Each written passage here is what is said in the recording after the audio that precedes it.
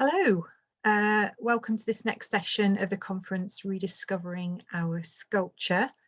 I'm Katie Goodwin, Deputy Director of Art UK, and I'm going to be chairing this session, which is focused on how we created access to sculpture through Art UK's digitisation project. So a couple of things to note before we start. The session is being recorded, so if you have to leave, you can catch up with it in the future. We'll be adding the videos to our YouTube channel to a later date, and we'll let you know when those are available. My Clear Text are providing live captioning on behalf of Stage Text. So if you want to enable the captioning, you click on the CC closed caption icon, which should be at the bottom of your screen. We do have the chat enabled, but if you do want to ask a question to be included in the Q&A section at the end of this session, then use the Q&A button. So again, you should be able to find that at the bottom of your screen. I'll be keeping an eye on those as we go through. And then right at the end, when the three presentations have taken place, I'll ask those questions to the speakers. So the speakers for this session have all worked on the Art UK Sculpture project, and they managed our digitisation programme. And that's seen us record and photograph thousands of sculptures across the UK. And our first speakers are our regional digitisation managers, Alison Mitchelson and Hazel Buchan Cameron. And they're going to be talking about recording sculptures in collections. So I'm very happy to introduce Alison, who's going to kick off Alison and Hazel's presentation. So Alison will be joining us in just a second.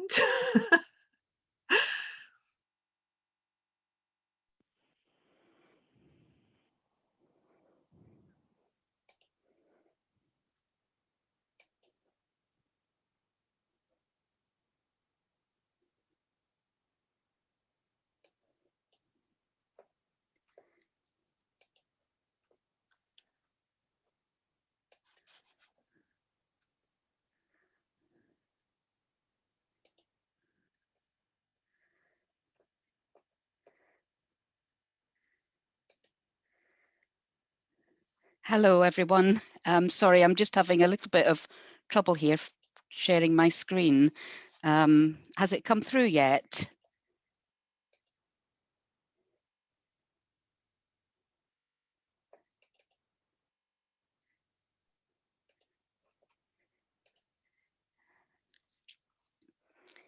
Okay, hopefully everybody can see that now. Yes.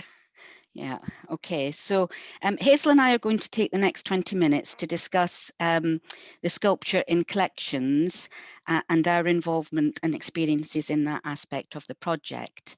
On this first slide, you'll see that there's a little quote here from Alan Turing, who we did photograph at Bletchley Park early on in the project.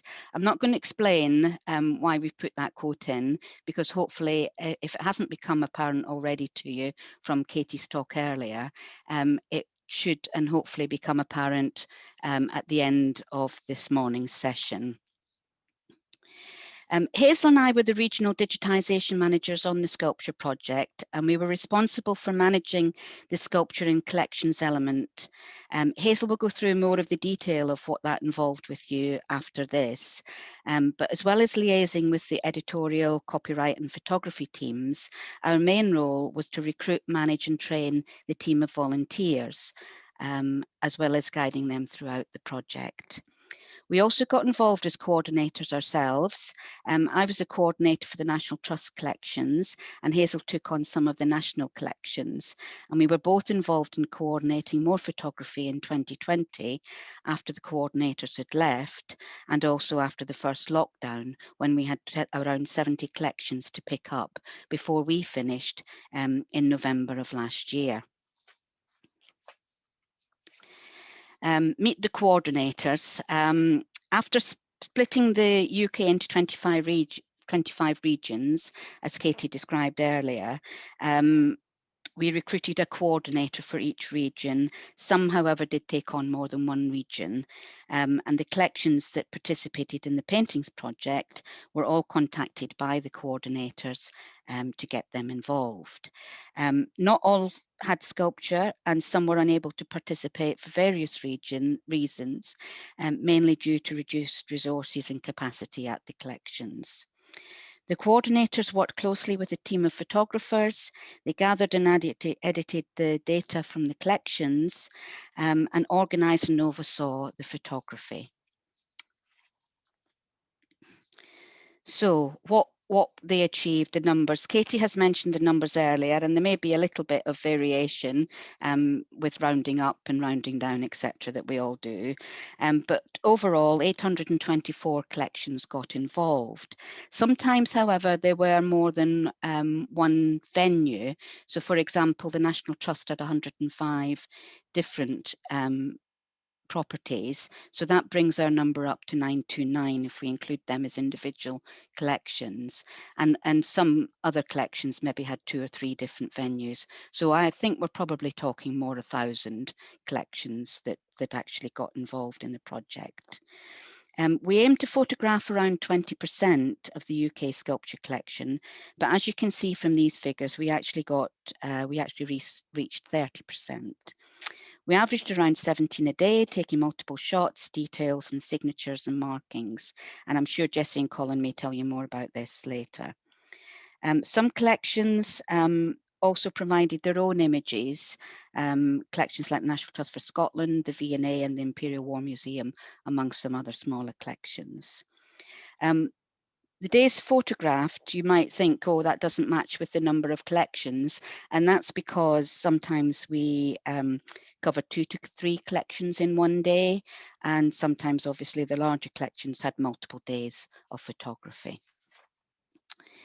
Some new collections were also included, and these didn't have, as these sometimes didn't have any paintings, but do have very important sculpture collections. The F.E. McWilliam Gallery and Studio in Northern Ireland, William Lamb Studio in Montrose, the Andrew Logan Studio, Museum of Sculpture in Wales, and Henry Muir Studio and Gardens at Perry Green. And here are some examples of works there.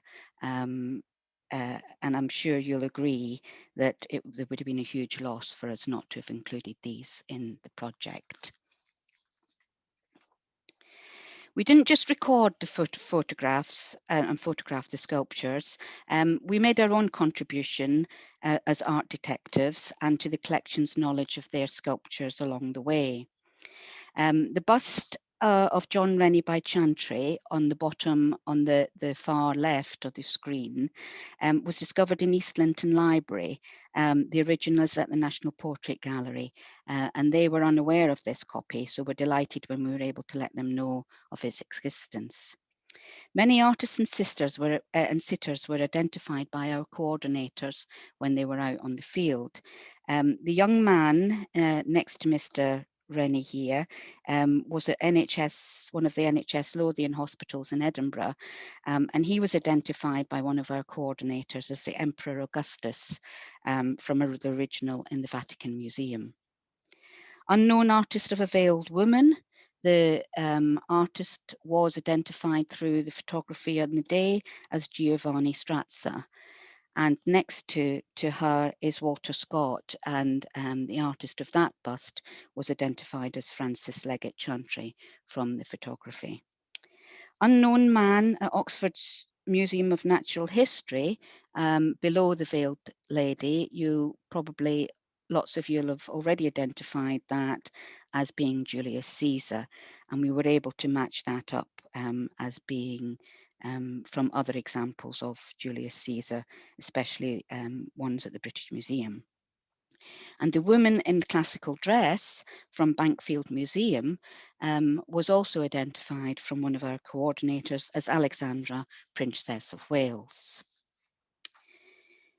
So we got a lot from signatures and markings along the way and made lots of discoveries.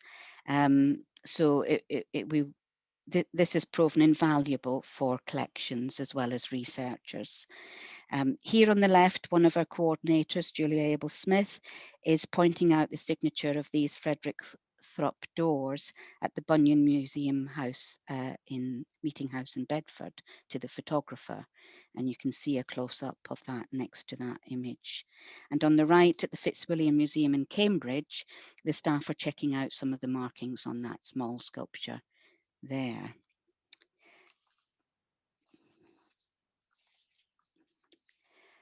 One of the things that enthused me and kept surprising me throughout the project was the links we were able to make between collections, especially between the location of maquettes and alternative versions, replicas or copies of the same sculptures across the country and sometimes beyond. Not to be confused by mass-produced works, these. I'm going to share with you now in the next few slides some of my favourites. This first slide has images of the Queen's beasts.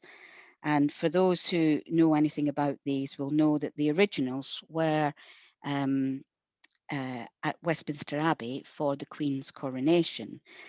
Unfortunately, they are now in Canada, and sadly, we weren't able to photograph them as part of this project, as much as I would have enjoyed a trip out to Canada.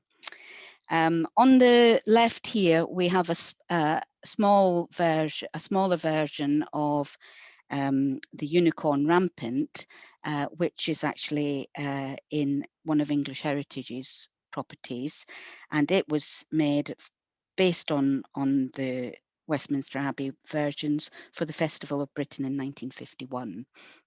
On the centre there, I'm sure lots of you will recognise where that is. That is at the Palm House Terrace at Kew Gardens, and that's another version of the Queen's Beast. And on the right of your screen is a small version of the Lion Rampant that's at King's Lynn Museum. This one really struck me, and I'm sure you all recognise this. This is Newton After Blake by Edoardo Luigi Palozzi. On the top left of your screen is the maquette for this sculpture, and it is at the library at Jesus College in Cambridge. And I was very fortunate to be there the day that we photographed that, and I was quite struck by it, and obviously knew about the version, as you all will, of the version at outside the British Library, which is on your top right. But I do wonder whether anybody knew about any of the other versions that are out there of this very iconic sculpture. So at the bottom left, we've got, this one is at the Dean Gallery in Edinburgh. And there is also a small 12-centimetre high study of this at the University of Edinburgh. I don't have a copy of that image, unfortunately, but there is also another small bronze cast at the Tate, and that you can see on the bottom right of your screen. This is another sculpture that we have copies of and maquettes of. This time the maquette was at the same collection as the full-size original, and this is John Doubleday's Morris Bower of 1976, and they're at Wadham College in Oxford. And this was one of the collections that we picked up after the first lockdown, and you can see the maquette being photographed in the centre of your screen there, and the maquette's on the right.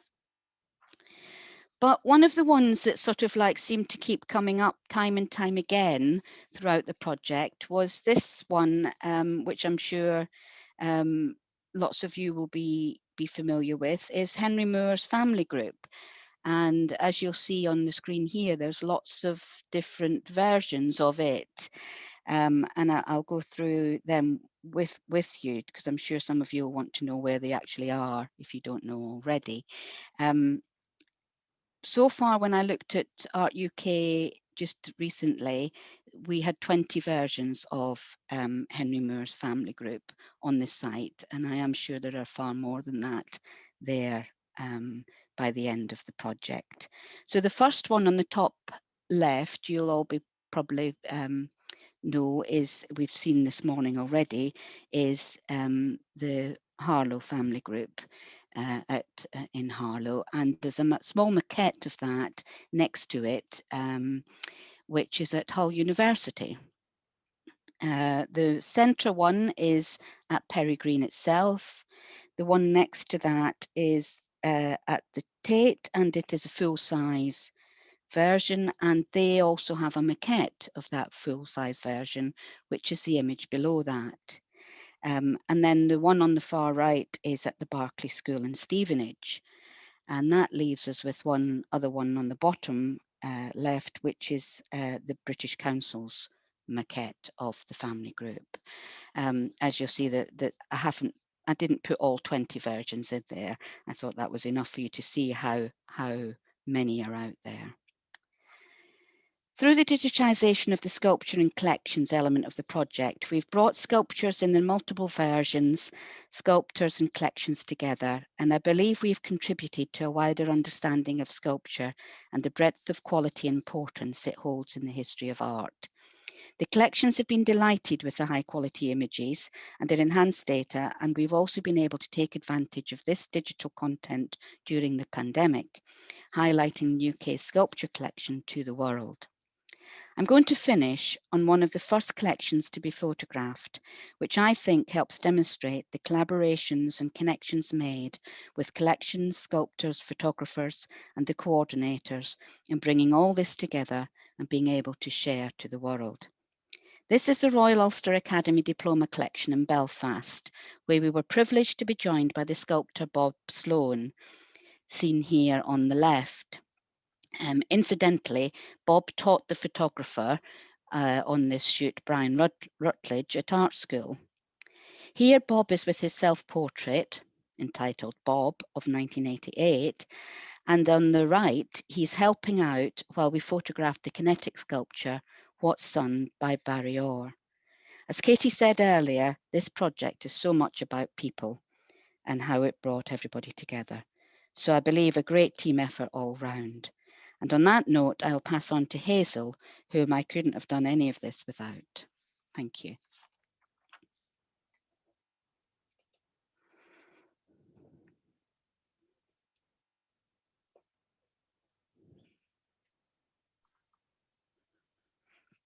Hi, hopefully everyone can hear me, and thank you very much, Alison.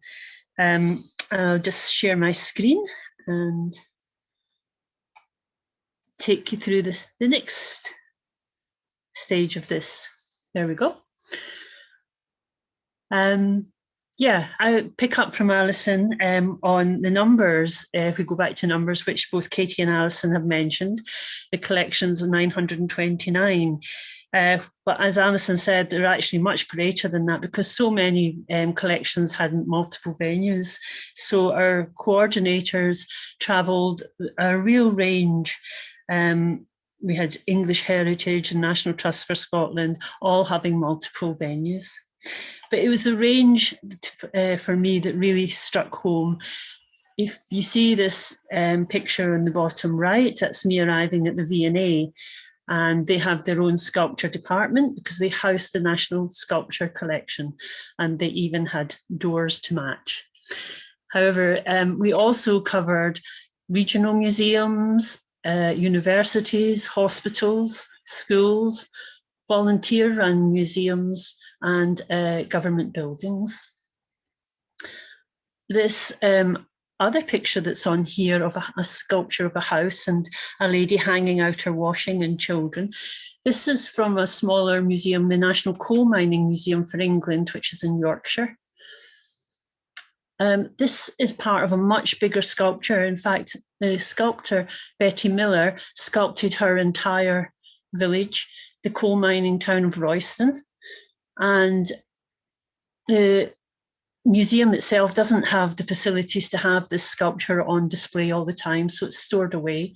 So it was a brilliant opportunity for them to bring it out, put it on display, and get images. If I show you a few more, if you go onto the Art UK site, you can see all the images of this sculpture. I particularly liked the photographer here. And if you go into that on the site, you see all the different angles that was photographed at. Really, I think that explains the vast range that we had in the way of collections. I mean, some of the universities, for instance, as well, they have their own galleries, like the University of Hull. But other universities, their sculpture was all over different campuses. And in fact, I think Helen, in our Yorkshire coordinator, walked about 7 miles in one day on one university covering the campuses. Because of that range, the coordinators had to be incredibly adaptable, and we had to work with each collection depending on their resources.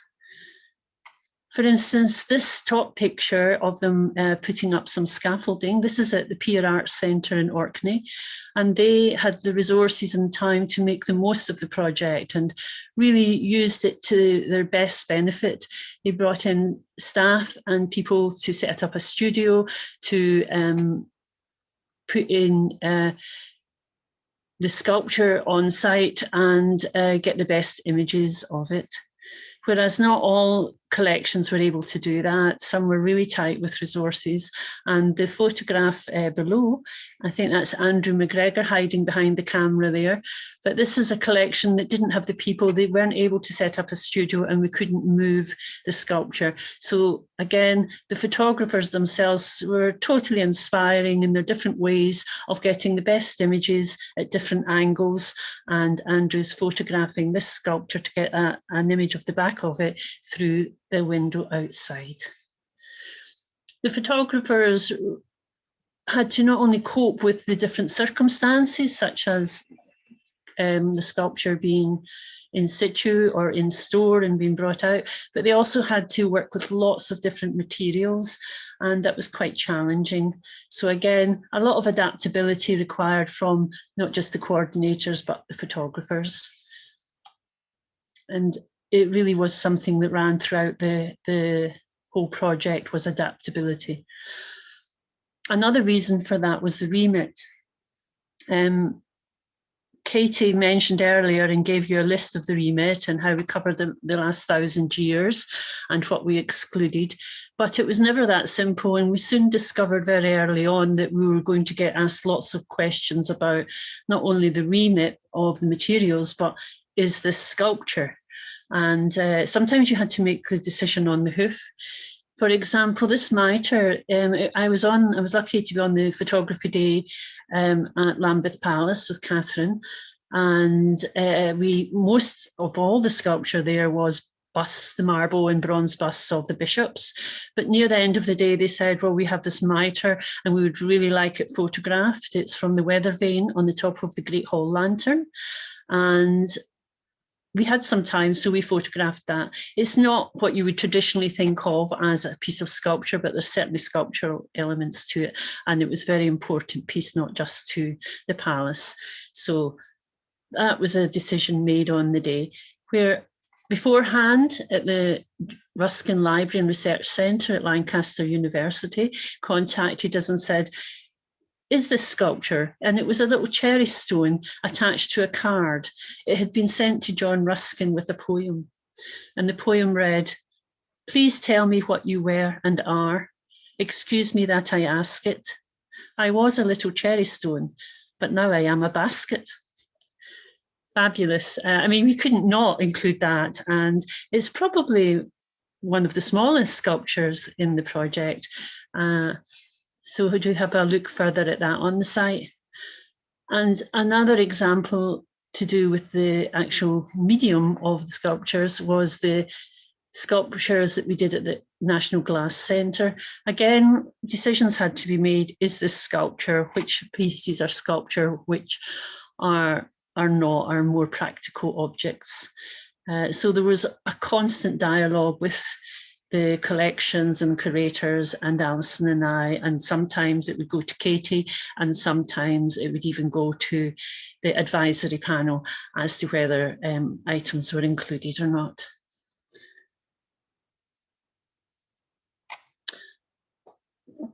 for me and everyone involved, one of the biggest parts of the project was the data. I put this picture of a sculpture in the top here of all the mangled telephone and communication cables, because I wouldn't say that any data arrived like that, but sometimes it was a real job to unpick what we had and get it in an order.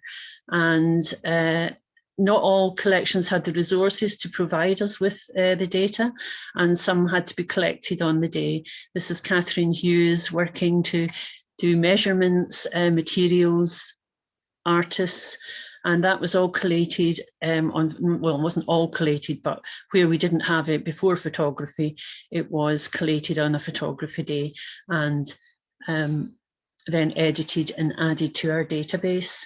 And the amount of data we now have on these 53,000 sculptures is absolutely fabulous. And I know that it's what's talked about politically these days as data, but artistically to have that data and what can now be done with it is fabulous. I love this sculpture here of St. Apollina because I think that many of the curators probably saw Alison and I as these two tormentors, constantly chasing them for information and data before the photography day. But we all worked really well together, and we managed to bring the information we had together. There will no doubt be errors, and there will no doubt be missing information which will be added to, but that is the beauty of the project.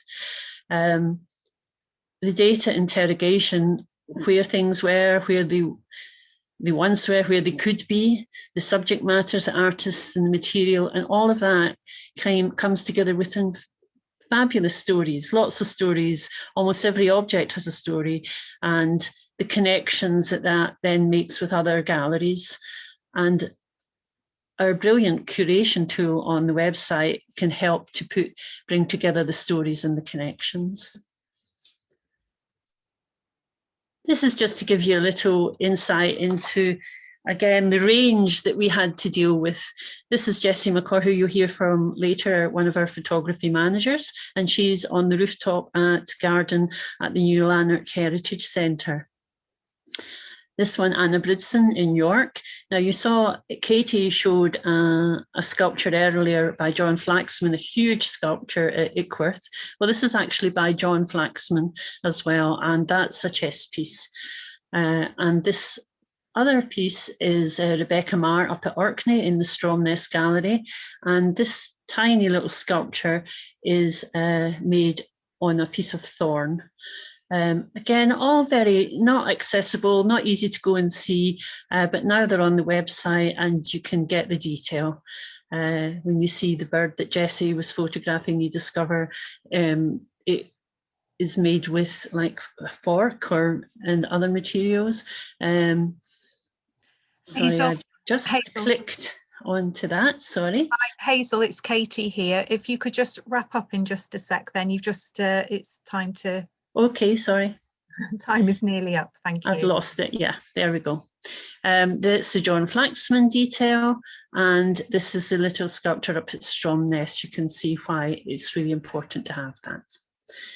Okay, and then the other extreme was the drama, the huge sculpture, probably the largest sculpture in the project, and this other one was in Inverness on top of the Eden Court Theatre.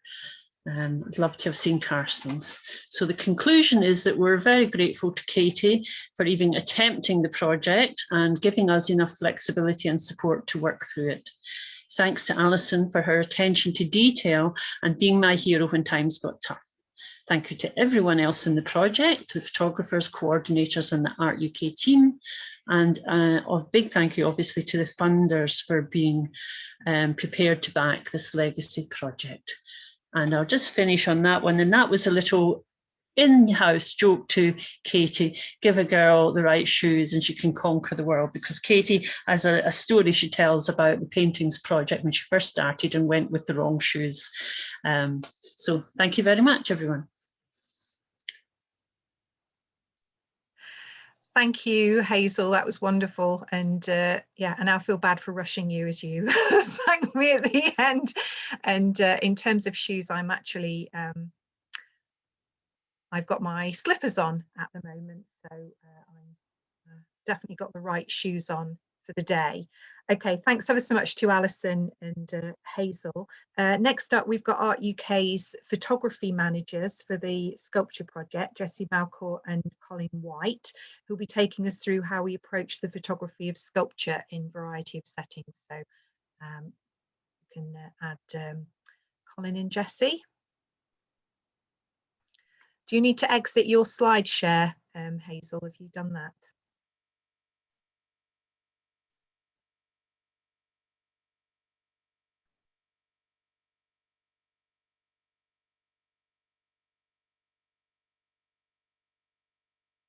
Good morning, everyone. Just waiting for Colin to come up here as well. Oh, there he is. Perfect. Yeah, brilliant.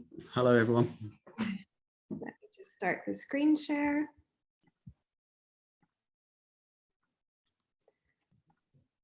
Okay, is everybody seeing that? I can. Great. Okay. So hi, everyone. Good morning. I'm Jessie Maucor. I was job sharing with Colin White for this project. A really exciting project, and we're thrilled to have taken part in it. And thank you, Katie, for inviting us to come back and speak about it again. Colin is actually going to start speaking, so I'll let you do that, Colin. Thank you very much. Okay, hello, everyone. Yeah, we're just going to split this this presentation directly down the middle. I'm going to speak for the first half, and Jessie's going to finish off the second half. So yeah, to get going, what are we talking about? Photographing and recording sculpturing collections for Art UK Sculpture. Okay, so next slide. Jessie's in charge of the slides, so I keep saying next slide. Okay, so gosh, 6 years ago now. So back in 2015, Katie approached us about how we would go about doing photography for Art UK's upcoming sculpture project. And the remit was basically, we expect to have this amount of money. We expect there to be this amount of sculptures at X amount of locations. How would you go about making sure you could do it? Well, of course, as projects go on, all those parameters change over time. But back in 2015, what we did was we did a couple of test shoots on location, and gradually kind of honed down and worked out how best we could go about doing these things. And we also kind of built in a process that we could adapt it for changes in funding, changes in the amount of work to be done, etc., etc. So the basic things we looked at, well, there's first of all is geographic constraints over the UK. And as Alison said earlier, the Art UK split the UK into 25 different regions, of which each region had a coordinator.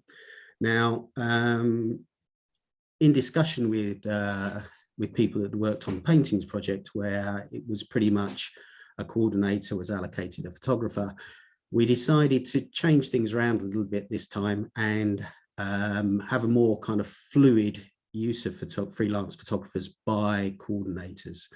Our main reasoning for this was we wanted to be flexible with photographers. We wanted to be able to choose the ones we wanted when we wanted them, and also the fact, taking into account that freelance photographers may actually be doing other jobs when we want to do our work.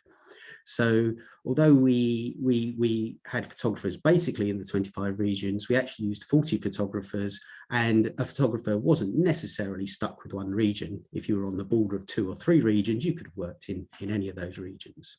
So although we had the geographic constraints, we were a bit more fluid than the coordinators themselves. And the coordinators themselves actually had control of photographers they wanted to use. What we did was we put a roster together of photographers they could use. And so, yeah, so therefore with access and mobility, we needed photographers that were able to, you know, be flexible. The other thing we looked at was equipment. Back in 2015, as today, digital equipment changes very, very quickly.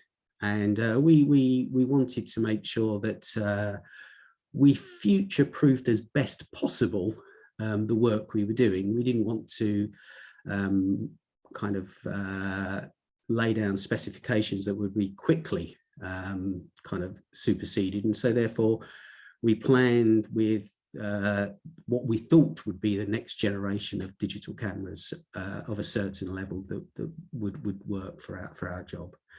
We'd also looked at workflow, how much work we could get through, what kind of guidance within parameters we wanted the photographers to work. And this was important because we wanted to, although we were using 40 very different photographers who probably had never met each other, we wanted to make sure that when the Art UK website was published, that it looked as though we were actually a cohesive team rather than a lot of individuals spread all over the country. And we also set down image requirements of how we wanted things to appear, how we wanted the sculptures to be presented on the Art UK website. Okay, next slide.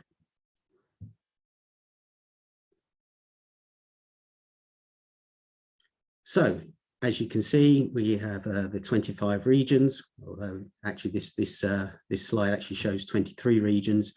Regions 24 and 25 were national collections and the national trusts. So because they're spread all over the place, we had those two extra regions that the coordinators were set in. And I don't know whether the slide kind of indicates the funding, whereas London gets as much as the rest of the country put together, or whether that's supposed to represent that, I don't know. But no, London is just a small part. So yeah, each one was designated a coordinator, and we had a choice of over 40 photographers, or 40 odd photographers to choose from. One thing I haven't mentioned is the other thing we also did was we also did work on the specifications and the work we would like volunteer photographers to do, because and Anthony and Tracy will talk about this later. The freelance photographers worked with coordinators in museums and galleries and collections. However, there is a large percentage of public sculpture that are in public spaces.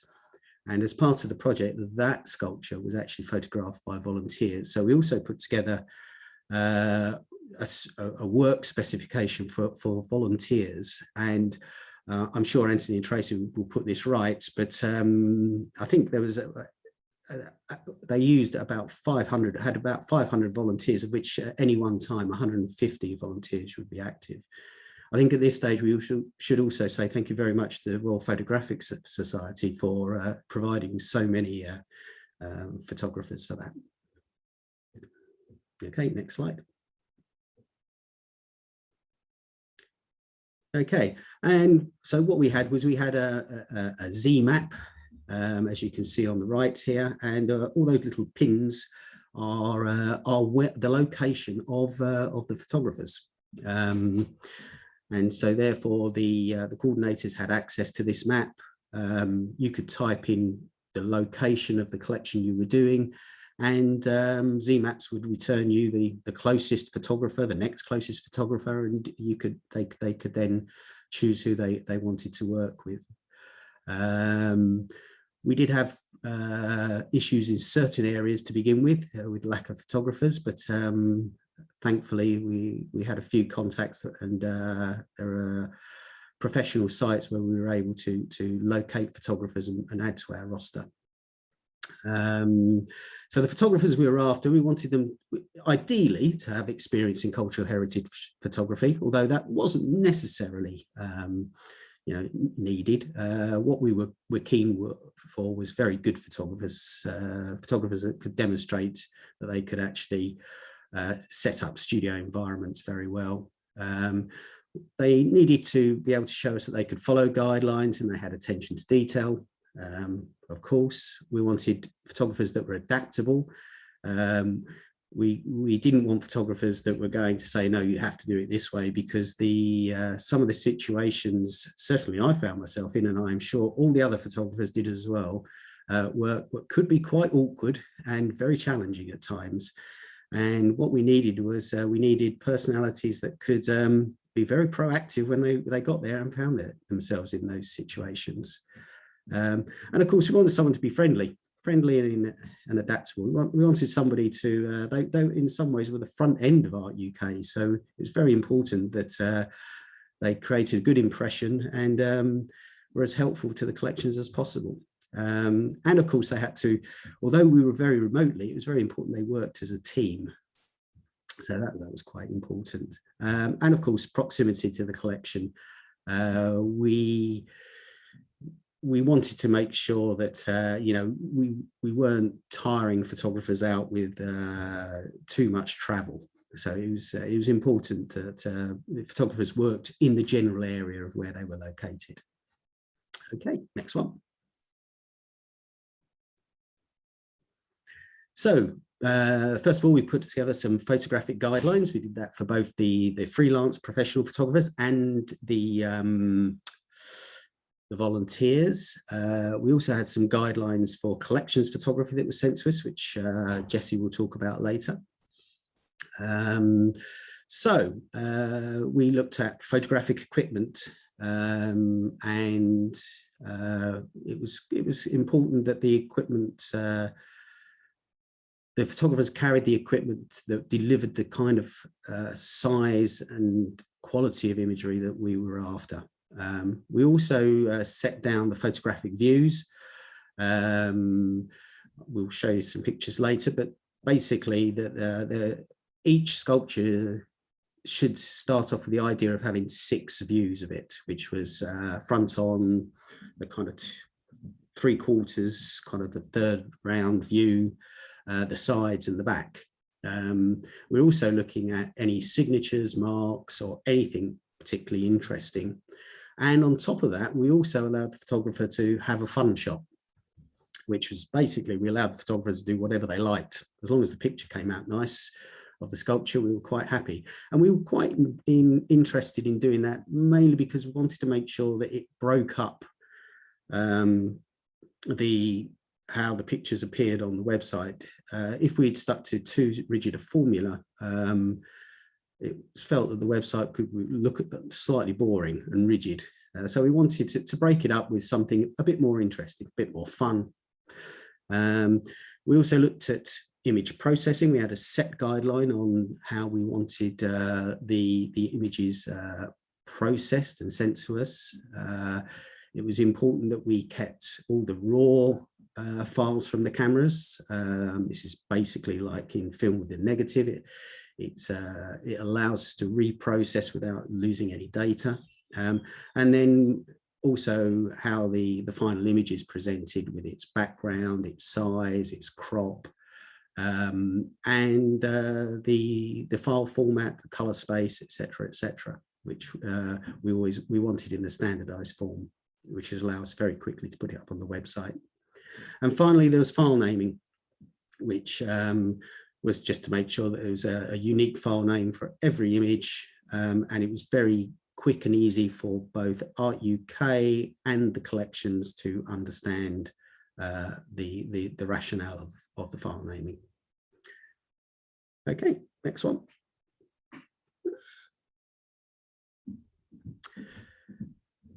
Okay, so for freelancers, for the work that we did in collections, we stipulated that the camera used had to be a DSLR or medium format digital camera with a minimum of 30 megapixel sensor, capable of shooting RAW. Now, when we actually stipulated this, which was back in 2015, there weren't too many 30 megapixel DSLR cameras at the time. When we were recruiting freelancers, there was a number of freelancers that questioned the rationale of going for a camera that was actually very few were actually on the market, and at that time, not many of a reasonable price. The reason we did it was because that's what we predicted the norm would be by the time we got the project started, which was another couple of years down the line. And as it happened, that is exactly what happened. 30 megapixel sensors and above became the norm by the time we started the project. Lenses, well, range of focal length lenses we expected the photographers to have, and this was so that they would be able to do the photography in very challenging environments. Very important to have a tripod. One of the things we do is photographic courses, and if anyone that's been on a photographic course I run, I use the word tripod about every 5 minutes. Incredibly important piece of photographic equipment for anybody that's doing any photography in the cultural heritage sector. We also wanted portable flash with a softbox.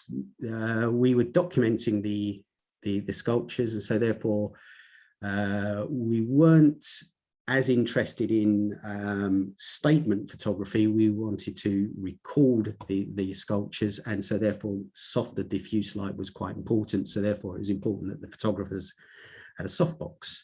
They needed a background support because we were shooting on a grey background as much as possible, and we stuck to a Calumet or Colorama storm grey background roll. For no other reason than we used one in testing and people quite liked it, and so therefore we just went with that. We also made sure that people had a QP card. I did see in the chat people talking about scale. All images, or pretty much if it's possible, all sculpture was photographed at least one shot with a QP grey card in, with the scale from which the scale of the sculptures could be taken if the coordinators hadn't measured them. So that's very important for the QP grey card. And collapsible tables. Not sure we should have written collapsible tables, but the photographers had to have tables simply because sometimes the institutions didn't have tables that were suitable for actually doing the photography on. We certainly didn't expect them to collapse during the photography. Okay, next one. And for the volunteers, well, most of it was optional. The main stipulation that was that their camera had to be 12 megapixels minimum size and capable of shooting raw. And if they had a range of lenses, all well and good. If they had a tripod, all well and good. Although we were aware that one of the big problems of photographing in public places is sometimes you're not allowed to put tripods in public rights of way and things. So a tripod was optional, and again, QP grey card, again, optional. With the volunteers, we were more interested in good, solid, decent photographs of the objects. Okay, next one.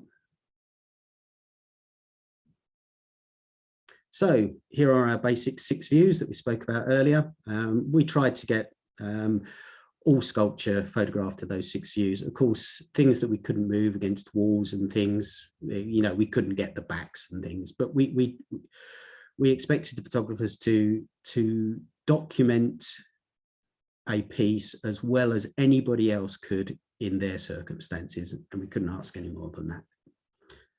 And the next slide.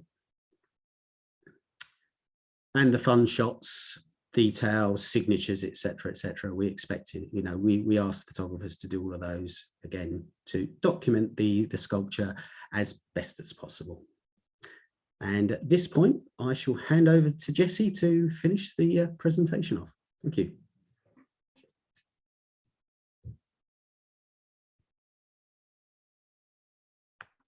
Oops, sorry about that. Let me just hide this so I can see my slide properly. Okay, so image processing, file formats. All photography should be captured in the camera's proprietary RAW file format, and then those should be converted to JPEG file formats. And both sets of files, the RAWs and the JPEG, should be sent to your photography manager.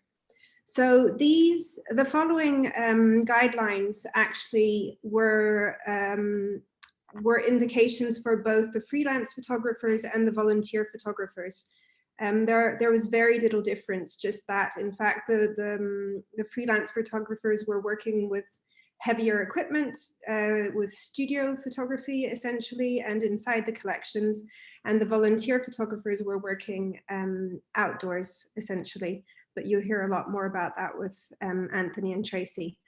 But so it was absolutely essential for us to obtain the raw files. The first reason to that is because the raw file is the type of file that we want to archive.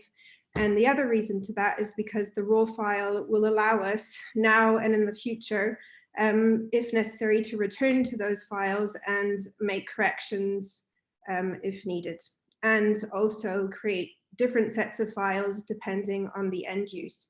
In our case, the main end use was to be seen on internet.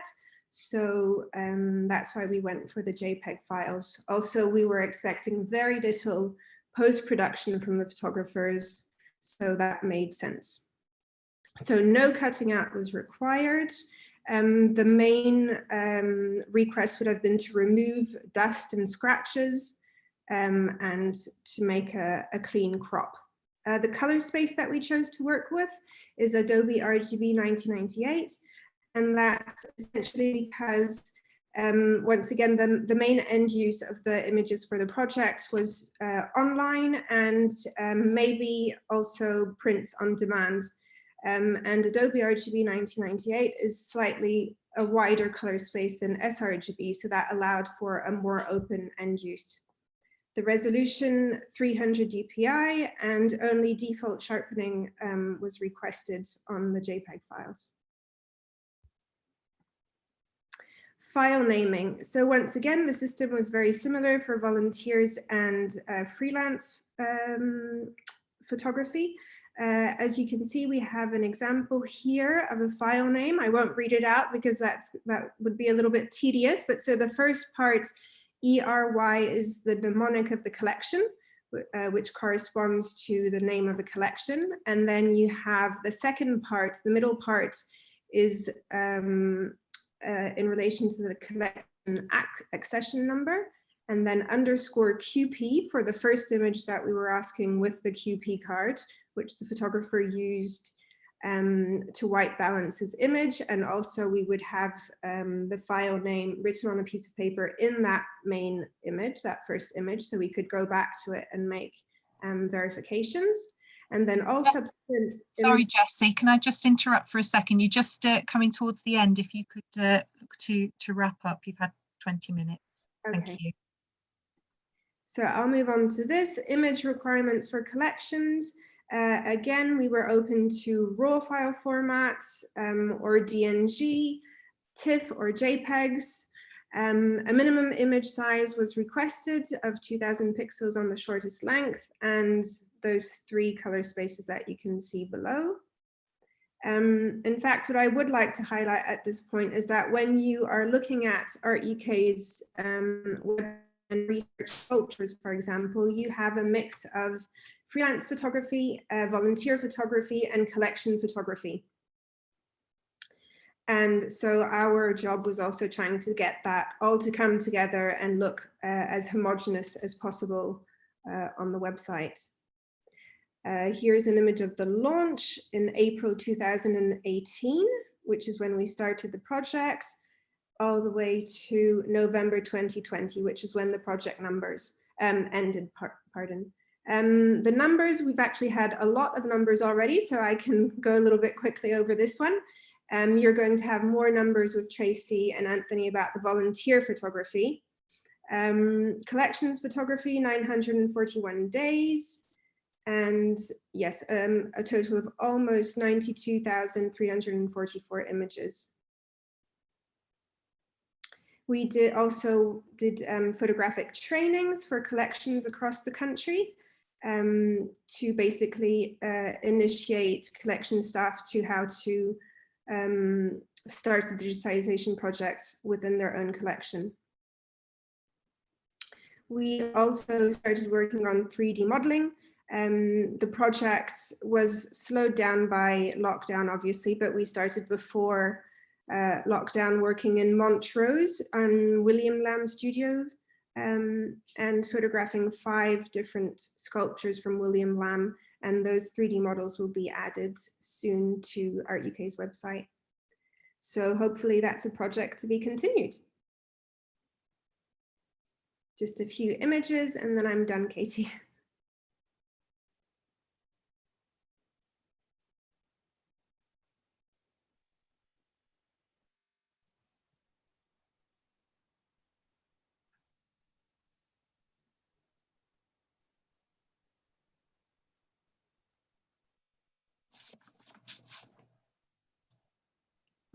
There, thanks very much. And we hope you enjoy browsing through the images and using them on the website.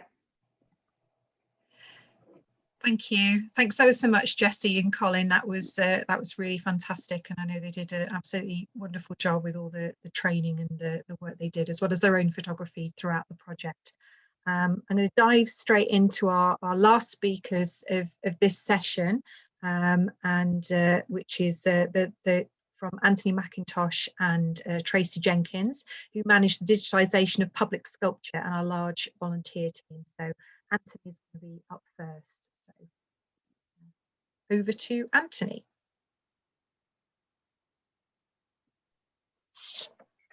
Good morning. Hi, good morning, everybody, and a really warm welcome to all the conference attendees. As Katie said, my name is Anthony McIntosh, and I'm the Public Sculpture Manager for Art UK. I'm just going to share my screen, and hopefully I will manage to do that and not share a picture of my dog, as I did the other day in a Zoom session.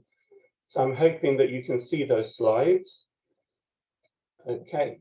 So it's very difficult actually to give any detailed summary of the tremendous achievements of our volunteers in such a short space of time, but I'm going to try and provide a simple overview of how we've collaborated with them in recording the diverse range of outdoor public sculpture in our villages, towns and cities. Then my colleague Tracy Jenkins is going to talk, amongst other things, about the challenges that our volunteers face. Our volunteers are sourced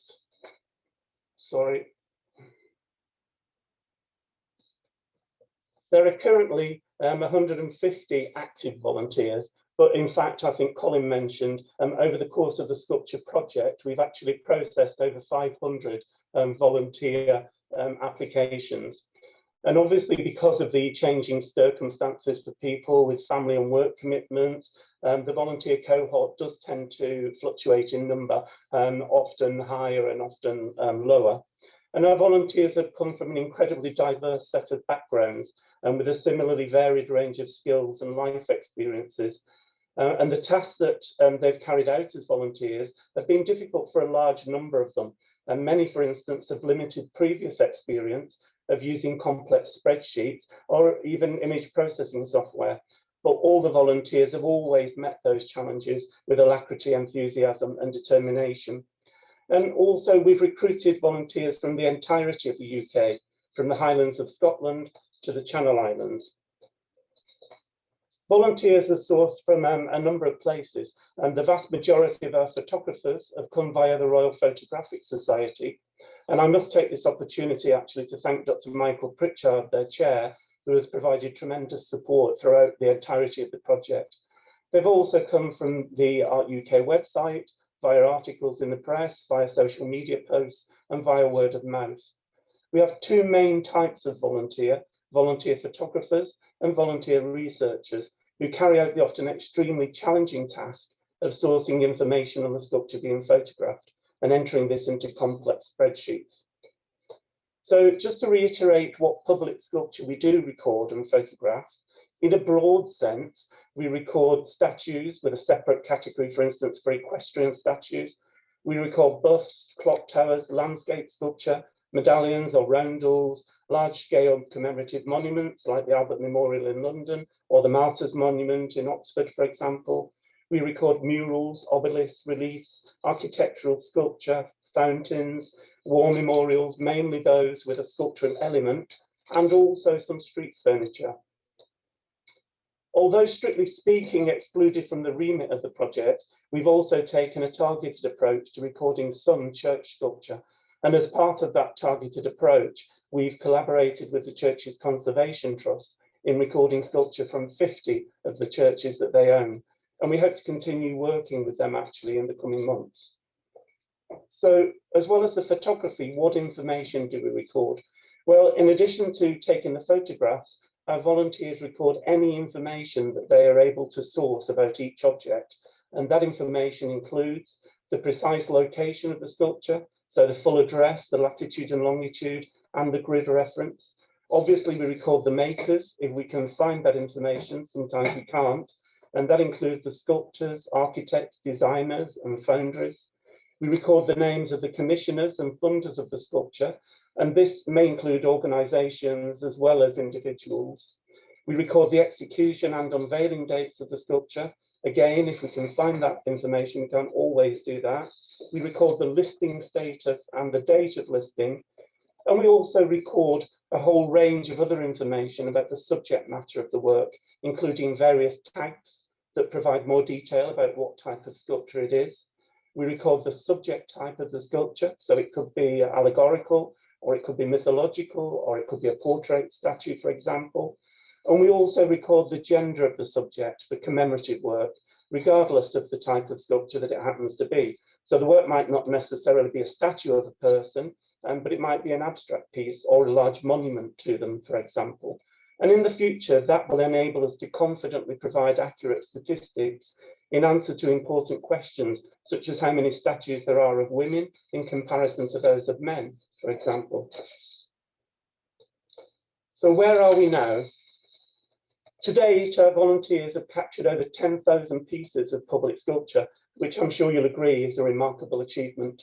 And as I know many of them are attending the conference today and tomorrow, I'd really like to reiterate our enormous gratitude to them for giving their time and effort so generously, and for already having captured so very much of our sculptural heritage.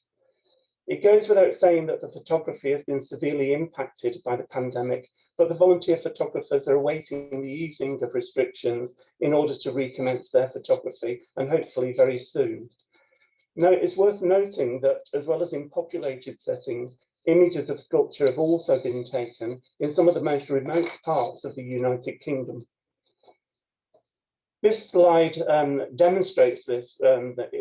This you can see is a volunteer photographer, Dowie Owens, using a mountain bike actually to arrive at a really remote area where he was going to photograph a sculpture in the Scottish Highlands. And here you can see Dowie photographing the Glendale Eagle by Tom Mackey, erected in 2009.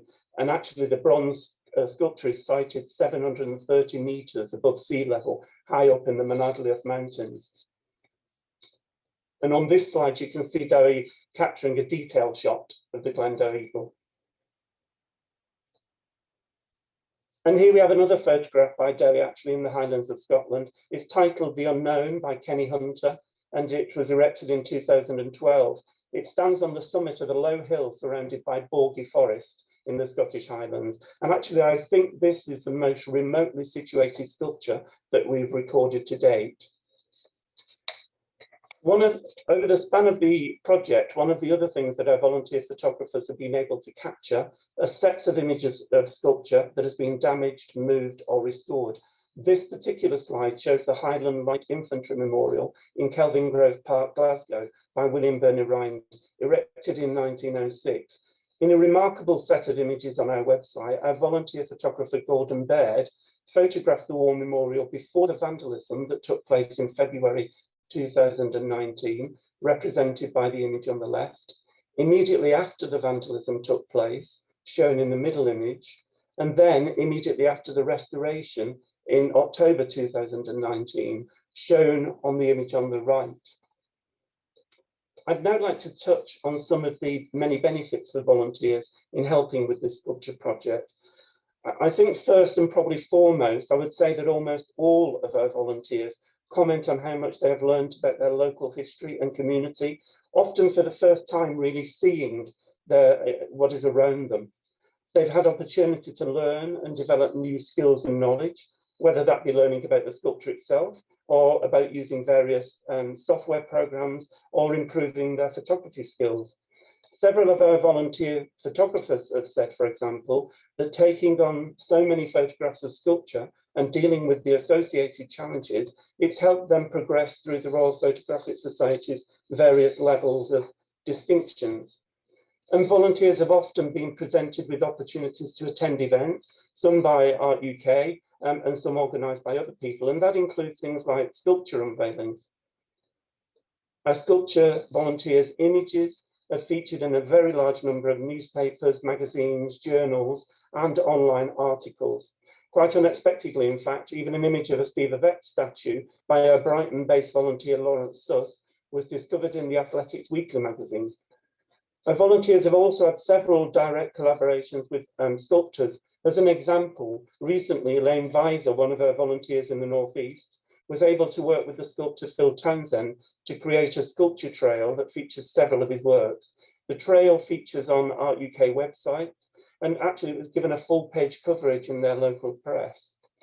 Volunteers have also become involved with the creation of educational resources, including the production of a Sculpture Counts card game for use by young people around Harlow, and also they've helped to record sculpture for the Art UK Learning Portal. We've also organised several photography and Art UK curation competitions for the volunteers, and we've regularly provided a record of volunteer service, primarily for related work and educational purposes. For instance, we've been able to support several volunteers with references and testimonials for employment. Other volunteers have made career changes that have been prompted by their involvement in the project, such as becoming professional commercial photographers. University students that have helped us have also used their volunteering role as part of their course activities.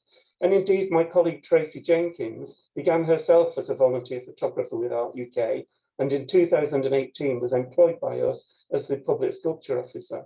All volunteers have also received a certificate that records their achievements with Art UK. And I thought I would close with an image of one of our volunteers having very direct engagement with sculptors' work. This is a photograph of Cliff Palmer having a go, as he put it, during the creation of Fluvius in Horsham, a sculpture by John Edgar that was erected in 2019.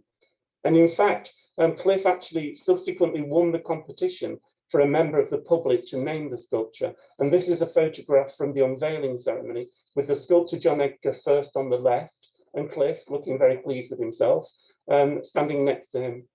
I'm now going to hand over to my colleague Tracy Jenkins, who, as I said, she's going to talk a little bit about the challenges that photographers have faced when they've been capturing images of sculpture in public areas. Thank you very much. Lovely.